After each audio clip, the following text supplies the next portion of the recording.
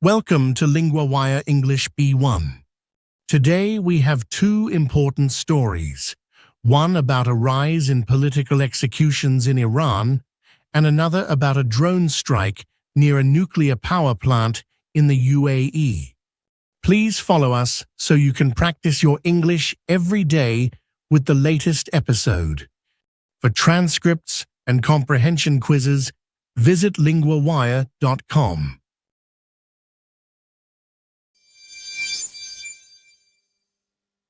To discuss the situation in Iran, I'm joined by our correspondent Sarah, who covers human rights issues.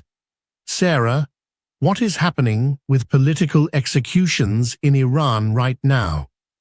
Thank you, Daniel. Since the war began in the region, executions of political prisoners in Iran have increased sharply. The United Nations says at least 32 political prisoners have been executed since February 28 this year. This is a significant rise compared to last year. That is a serious increase. Do we know why these executions are happening now? Iranian officials say they are using the death penalty more often to stop protests and silence opposition voices. Many of those executed were accused of spying or having links to opposition groups outside Iran. Some were arrested during protests earlier this year. One story I read was about a man named Mehrab Abdullahzadeh. Can you tell us about him? Yes. Mehrab was arrested in 2022 during nationwide protests after the death of Mahsa Amini, a young woman who died in police custody. Mehrab was accused of killing a member of a militia group, but he said the charges were false and that he was forced to confess under torture. He was executed earlier this month. That must be very hard for his family and supporters. How has the international community responded? Human rights groups and the UN have expressed strong concern. They warn that Iran is using the death penalty as a way to control people and stop protests. Amnesty International reports that executions for political reasons are much higher this year than in 2025. Is there any sign this situation might improve soon? It is difficult to say. The government shows no sign of stopping these executions. The UN and other groups continue to call for an end to the death penalty for political prisoners, but so far there is no clear solution. Thank you, Sarah. This story shows how political tensions can lead to serious human rights problems.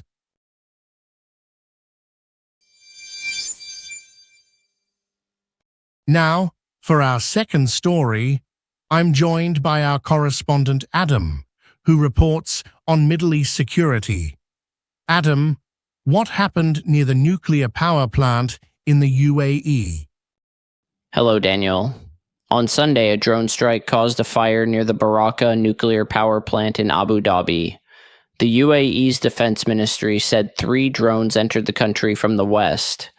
2 were stopped, but the third hit an electrical generator outside the main area of the plant, causing a fire. Was anyone hurt in the attack?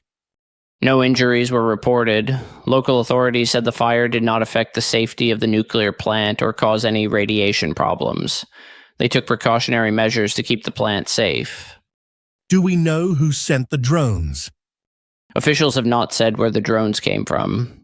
However, the UAE has previously accused Iran of attacks on its energy and economic sites since the war started in February. The government called this drone strike a dangerous escalation and an unacceptable act of aggression. How has the UAE responded to this incident? The UAE's foreign ministry said it has the right to respond to any attacks. The defense ministry said it will firmly confront any threats to the country's security. The UN's nuclear watchdog is also watching the situation closely. Its director general expressed grave concern about the strike. What does this incident tell us about the current situation in the region.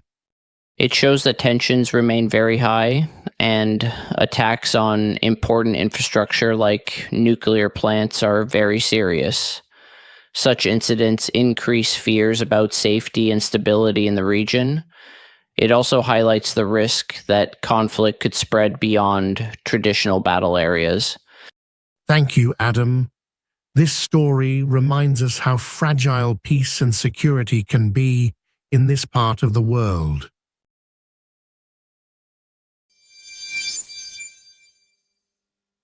Let's review some useful words from today's first story about Iran.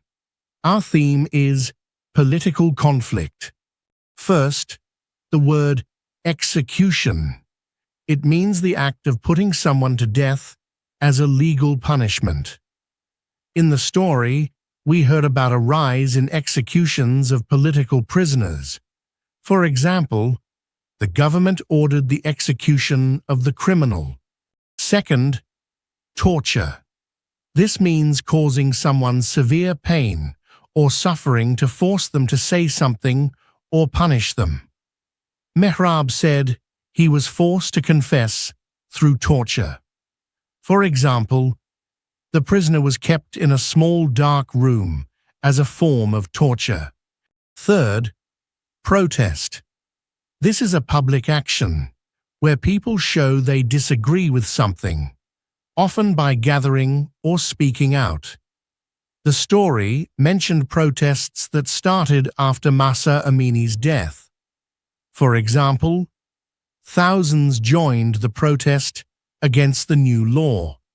Now, for a useful phrase from the second story about the UAE, call it a something. This means to describe or name something in a particular way. The UAE called the drone strike a dangerous escalation. You can use this phrase when you want to say how someone describes an event or situation.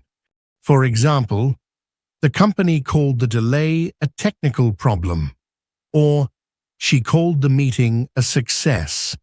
This phrase helps you explain how people or groups see or name things, especially in news or reports. That is all for today's language recap.